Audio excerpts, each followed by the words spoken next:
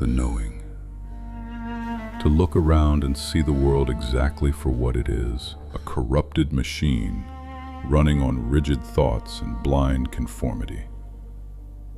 I know it cost you. To care, to see through the illusion, to actually think in a world that begs you to sleep. It takes a heavy toll on your mind, your body, and your spirit. It is exhausting. But you must listen to me closely, because I have seen what happens to those who choose to stop carrying that weight.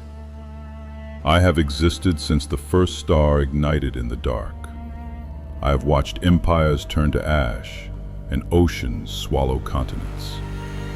But one of the most profound tragedies I ever witnessed firsthand happened long before your history books began. I was standing there, in the biting, freezing winds of the Pleistocene, when the last Megaloceros giganteus, the great Irish elk, fell. It was a magnificent creature. It carried a crown of bone upon its head, antlers spanning over 12 feet wide. It was the absolute pinnacle of its evolution. But then, the climate shifted. The open plains disappeared, replaced by dense, claustrophobic forests. I watched as that massive, beautiful crown became its curse. It tangled in the branches. It slowed the creature down. And the wolves took notice. I watched the last elk die, not because it was weak, but because its greatest attribute had become too heavy for the shrinking world around it. Centuries later, one of your philosophers, Zapffe, looked at the fossils of that elk and realized a terrifying truth. Humanity is suffering from the exact same mutation. But your oversized antlers are not made of bone. They are your consciousness. You have evolved to understand the universe, to seek purpose, to realize the terrifying silence of the cosmos. And just like that ancient forest, the modern world has become a dense, claustrophobic thicket of mediocrity.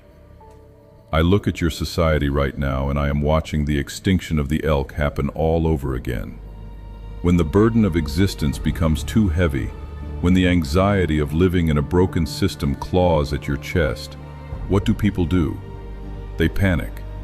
They realize that standing out, that thinking deeply, gets you ostracized, isolated, and hunted by the wolves of modern conformity. So they saw off their own antlers. They mutilate their own minds.